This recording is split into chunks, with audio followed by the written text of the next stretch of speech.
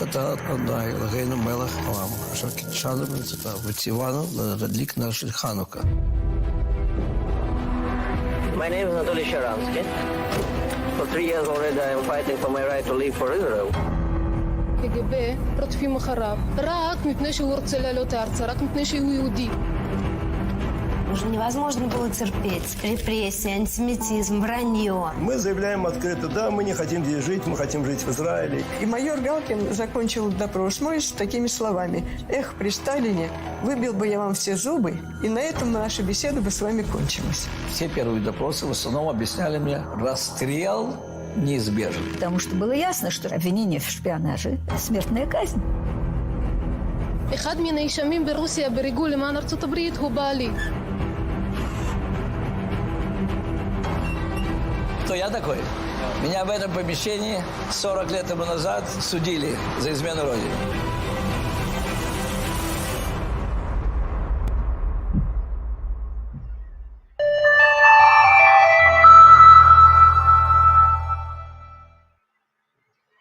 Hello everyone, good afternoon. Welcome to Belmont. It is our great privilege to be hosting this wonderful event, and we hope that it's not just insightful but fascinating and gives us a lot of chizuk, a lot of strength. I, like so many of you, have closely followed the life of our incredible guest speaker, an inspiration, an icon, a hero to so many, and we are so very honored and excited to welcome him and all of you to Belmont. We are reaching out now well beyond the borders of our local community, with people joining in from pretty much all over the world. So without further ado, I'd like to start the proceedings with the person that's really put this all together, with great thanks to our good friend David Lerner, and he's going to MC this evening. So I'm going to bring up David, and hopefully, hi David. Hi Rabbi. Okay. I'm going to pass over to you. Thank you for all your help, and David's going to introduce for us Natan, and we'll see you a bit later. Dear Natan, with just under 5 weeks to go to Shavuot, I think about the prophetess Ruth and the words that reverberate down the ages. Where you go, I will go. Where you stay, I will stay. Your people shall be my people, and your God shall be my God. It wasn't a demagogue that brought the Soviet Union to his knees, but the quiet, gentle, modest voice of your wonderful avatar, bringing those words alive. Locked as you were in isolation, quarantined from your family, your friends, and millions of supporters whom you had yet to meet. Behind barbed wire, the two of you played a crucial role in uniting the Jewish people, from the northern tip of Canada to the southern tip of New Zealand, from the west coast of the USA going eastwards through Washington, D.C., New York, London, Paris, Amsterdam, and to Jerusalem, where your home is today. This afternoon, once more, you unite and inspire us with your story, with friends listening in from many communities in the USA, London, and Israel, as we look forward to celebrating Yom HaTzmaut of our beloved Israel. I would just like to pay a tribute to one other amazing young Jewess, Anna Dvorkina Perelman, who facilitated this broadcast. 30 years ago today, 3 years after your release, Anna, an 18-year-old, went to the civic authorities of Minsk and demanded the right to open a Jewish Sunday school. The city authorities agreed, but they wouldn't allow her to publicize it. As Anna said, she used Jewish radio, people speaking mouth to mouth, ear to ear, and within 3 weeks, 270 young Jewish kids participated in the first open Jewish education in Belarus since the barbaric days of Nazis and Stalin. 70 years of Jewish quarantine had failed to quench our spirit. You, Avital, and your fellow refuseniks were the living embodiment of our commitment to being a light unto the nations. It is my enormous honor to invite you, Natan, to share your thoughts and story with us. Thank you. I'm glad to speak to you. I'm very glad to speak to you from Jerusalem. And it's especially meaningful because that is the beginning of the week of Yom HaZikaron when the Yom HaTzmaut, Remembrance Day and Independence Day. And there are many people complaining these days how difficult it is to celebrate this Yom HaTzmaut in isolation, when our connection with our children and grandchildren is only through Zoom, when we cannot go and dance in the squares of Jerusalem as we always do that night, when we cannot go to the cemetery, to the cemetery where fallen soldiers are buried, and to have our official ceremonies.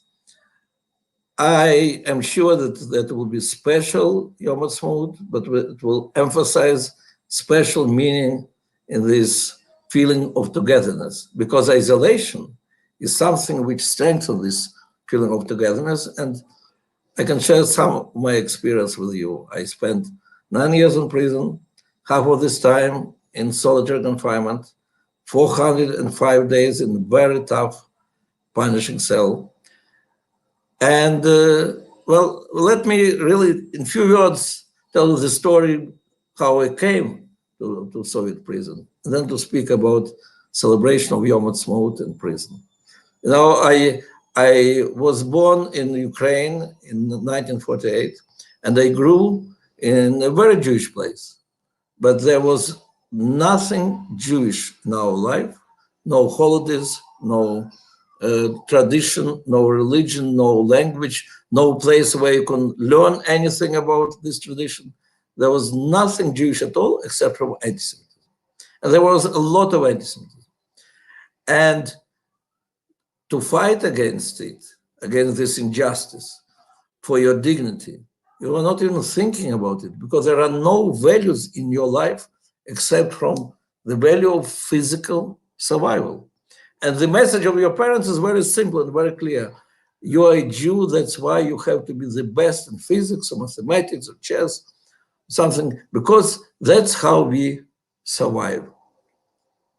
And then one day it changed. It changed in 1967, when, because of the great victory of Israel over its enemies and big humiliation of Soviet Union, which was a superpower, biggest totalitarian regime in the world, which spent a lot of money and efforts and sent a lot of soldiers, so-called advisors, to Egypt and Syria. And here's such a humiliation to Soviet Union. And suddenly you see how people around you, your enemies and your friends, they all look on you and say, how you guys did it. They connect you to Israel. And you want to understand why they connect you to Israel. And that's when we started reading, I started reading in the underground from the books which were brought by American, British, French, Australian Jews who were coming as a tourists and brought the books which we started reading in underground about our history, about ourselves. And suddenly you find out that if you want, your history will start from Exodus, from leaving Egypt, and will go all through the 1,000 years to these exciting days of liberation of Jerusalem. And you look at the pictures of these young soldiers, you think they're exactly my age, 19 years old. And they're part of this history, and they're doing it. And what about me? I also want to be part of this history. And here are Jews from all over the world who are coming and were saying, oh, your father is from Odessa, and my father is from Odessa. We could be in your place. You could be in our place. We are one family. We want to help you. And then you find out there is the state which is ready to send airplanes to the end of the world, but to release you. So you discover there is a history that you want to be part of it. There are people who say to you that we are family. They want to help. And there is a state which sees as its aim to help you.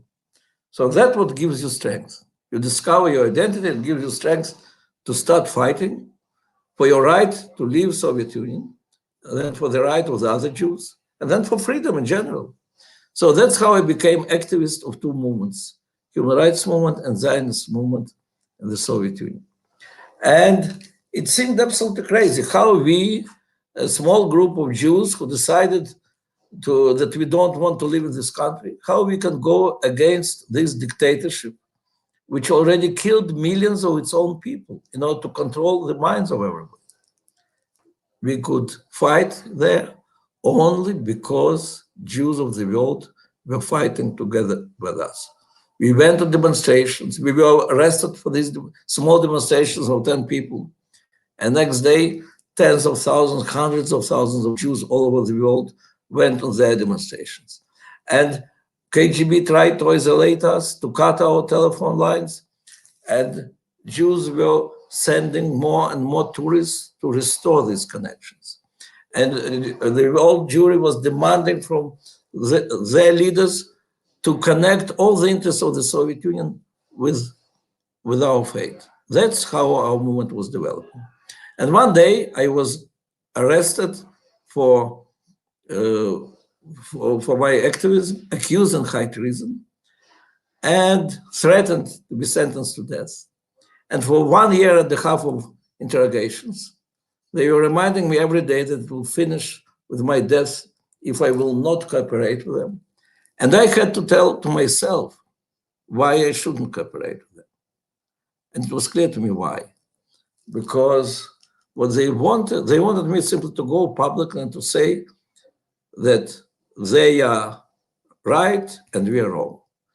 They wanted to bring me back into that situation of slavery of Soviet citizen who says one thing but thinks the other thing. All his life is big lie. And I want to continue being a free person who says things that he believes in and fights for ideas that he believes in and who is part of this great history of Jewish people.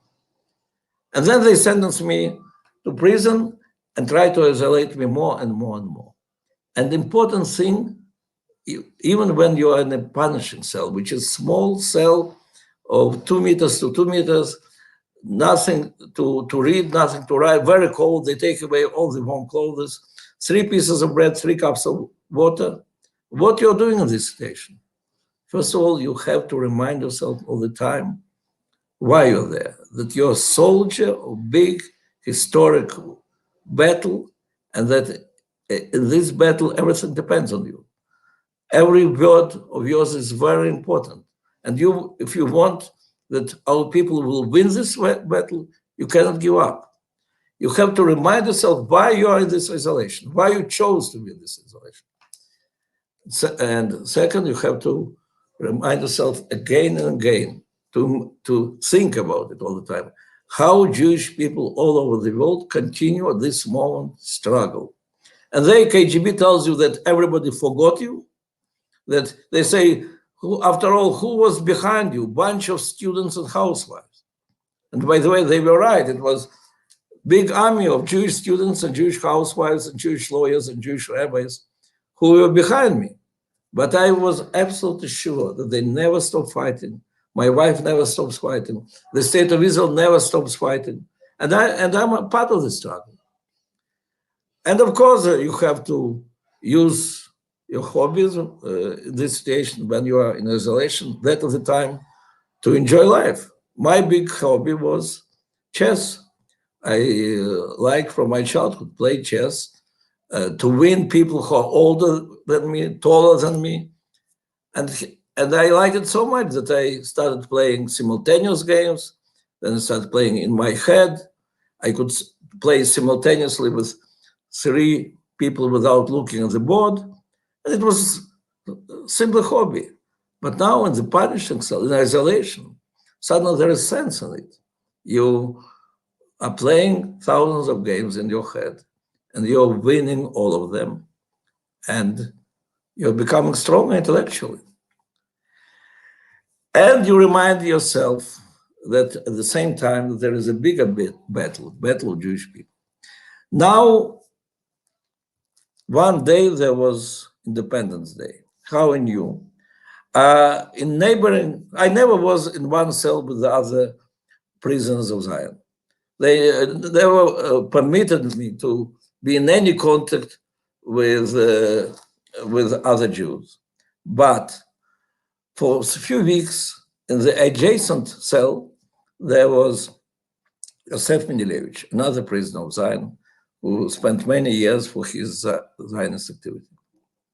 And we wanted to talk to one another. And how we talk to one another? First of all, by Morse. You're sending signal by Morse. He has to approve that he received it. One letter, another letter, another letter.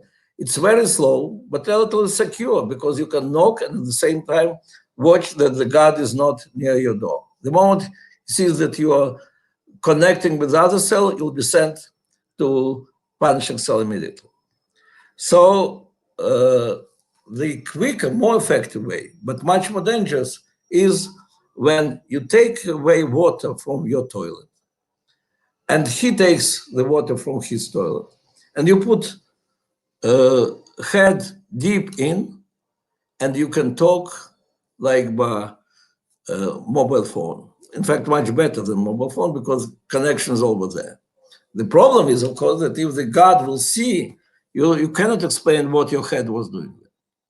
So you have to find the time when it is less dangerous. And the best time is when one shift is replacing the other. There are like, there is one soldier who's leaving and the other soldier who is replacing him. They have to open each one of 12 cells of political prisoners, enter in, count, it's usually one or two, then to write down and then close it. And there is a big key and big lock and it's very slow. So you have 5-7 minutes when you can talk.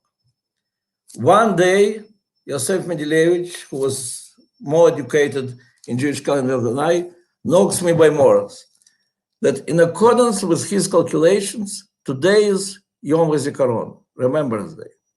So at the day which we believed is Yom HaZikaron, at the time which we believed is 10 o'clock in Jerusalem, we stood, each of us in our cell, 1 minute of silence, and we are with the feeling that all the Jewish people are standing with us and we are joining them in this remembering our heroes.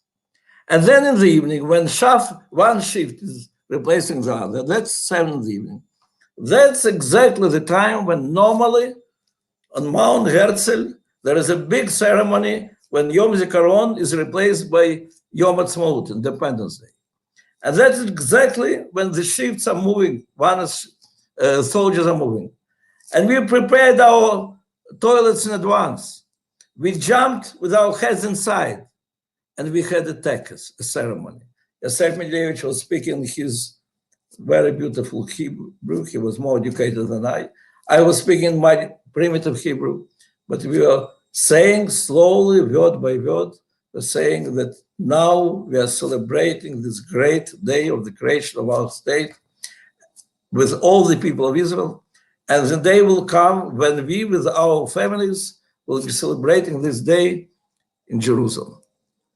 And you know, after this, I had many ceremonies. I was 9 years in government. I was 9 years Jewish agency. I was part of many ceremonies. They were all very important. The most exciting, the most moving, the most meaningful ceremony, it was there on Ural Hills, thousands of kilometers from Jerusalem. 2 Jews, everybody in his cell, with our heads deep in the toilets, speaking about our victory, about how we, together as Jewish people, will definitely win them. And of course, the day came, and today, Yosef Mendelevich is a rabbi. He has dozens of grandchildren. I also, thank God, and Avital and I have daughters and have grandchildren. And together with all the people of Jerusalem, of Israel, of the world, we are celebrating our Yom Ha'atzmaut. So physical isolation is not the problem, the challenge. The real challenge is how you keep together, how you feel yourself part of this unique people, unique historical journey, if you want, unique mission, which we Jewish people have. We're really one family. Am Yisrael Chai, Yom Ha'atzmaut Sameach. Okay, am I back on, Rabbi? Hello? Yes. Okay, we've got two questions coming up from young people. One of them, Nathan Gelman, has asked me to ask you how you kept your faith going for 9 years. And we're now going to go over to Max Livingston, whose bar mitzvah is in January, who's going to ask you a question. Okay, Max. Yeah. Well, I try to address this question. When you are in prison, when you are in isolation, it's very important to remind yourself why you are here. What is this unique battle that you want to be part of it? What we are fighting for? And that's first. Second, you have to remind yourself that there are things which don't depend on you, like whether you'll be released, when you will be released. But there are things which fully depend on you, is whether you will remain a free person. You know, I loved to tell to my interrogators anti-Soviet jokes. There was a lot of jokes against Soviet dictators, but they were very funny. But when they listen to them, they want to laugh, but they cannot, because they will be, even if they laugh, it will be the end of their career. They are loyal Soviet citizens. So why I was doing that, not only to retain them, but to remind yourself that as long as you laugh when you want to laugh, and you cry when it is really painful, you're a free person. And those who pretend only that they believe in what they're doing, they're slaves. And as I told, it's very important in isolation to use your habits. Now that many of us are isolated in their houses, at the time, if you love to read, if you love music, if you love dancing, if you love knitting, that's the time to do it. So enjoy it. Okay, Max, it's your bar mitzvah in January, and maybe a little of a follow-up question. About bar mitzvah, yeah, well, bar mitzvah. First of all, talk to Chatan bar mitzvah. Second, I didn't have bar mitzvah. I didn't know what is bar mitzvah is. It didn't exist in our life. And then, many years after, suddenly I discovered that my parashat bar mitzvah is parashat Bo. Parashat Bo is Shlach et ami, let my people go. That's when I thought it cannot be coincidence. So so what I did, I was 64. I said, okay, in the age of 65, 5 times 13, I'll make bar mitzvah. And I had bar mitzvah, and it was wonderful. Why? Because all the sweets which were thrown on me got my grandchildren. So everything stayed in the family. But it was very easy to explain, to give drasha, even without the help of Rav, to give drasha about deep connection between let my people go of Moshe and let my people go of our time. We have to remember always, we continue this unique historical path. So always, whenever your bar mitzvah is, it is very easy to think, to ask your rabbi to help you, to connect this historical meaning, the meaning of what we were given on Har Sinai, and meaning what we are doing and what is happening today. Okay, go on, Max. How did you maintain your sanity in the punishment cell?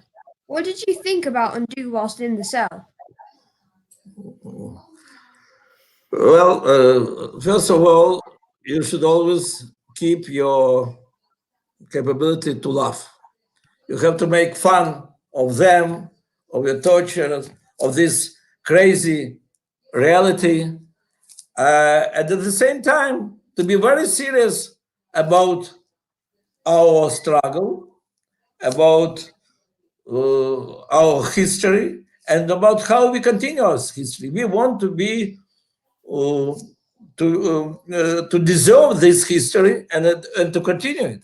So You think about your country, your people. You try to think at this moment what your wife is doing at this moment, what your people are doing at this moment, what your government is doing at this moment, and you try to feel yourself part of all this. And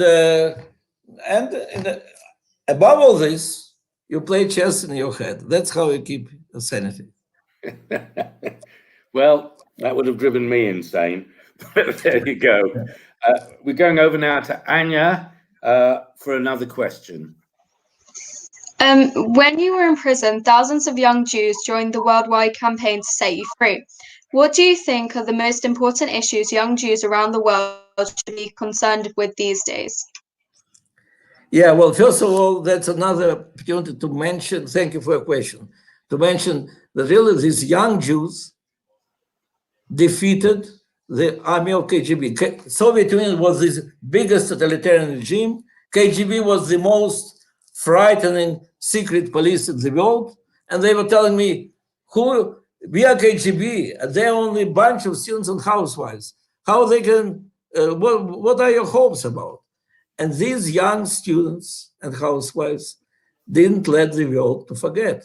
And by the way, England, London, Manchester were extremely important centers of these struggles. The groups like 35, this bunch of crazy housewives from 35, they made Soviet Union tremble.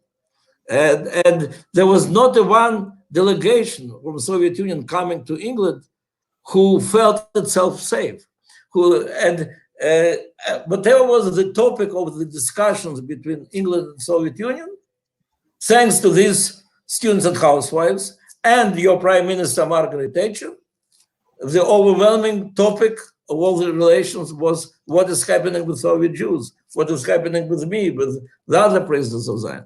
So, and that continued for 20 years. So it was very persistent struggle, and the young boys and girls from youth movements, from Jewish schools, and students from UJES, they were those who made this difference. Now, nowadays, well, of course, today, Soviet Union doesn't exist. More than 1 million Jews moved from Soviet Union to Israel. Israel is such a strong startup nation.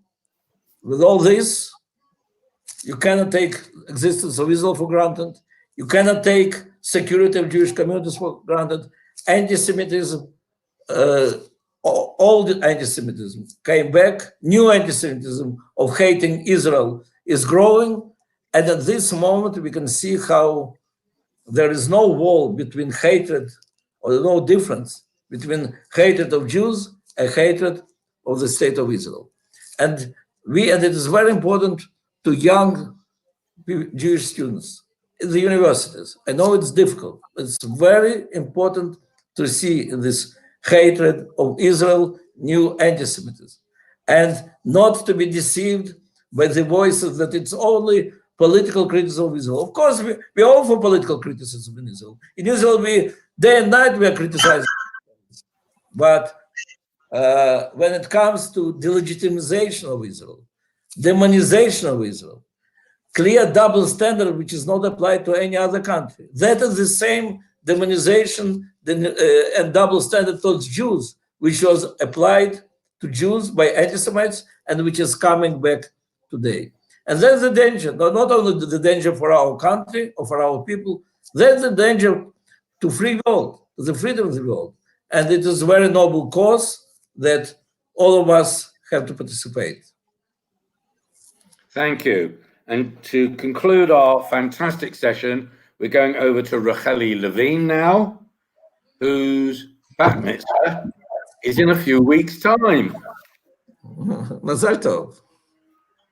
Hello, Mr. Sharansky. My name is Racheli Levine, and on behalf of the Belmont community and beyond, I would like to thank you for giving us your time this evening. What you went through was horrific, but today you taught us so much. You are an inspiration, someone who has taken the very worst that life can offer and turned it into something that we can all learn from. I hope that if I, God forbid, was faced with such awful circumstances, I can draw on you, your life experiences, which will always serve as an inspiration.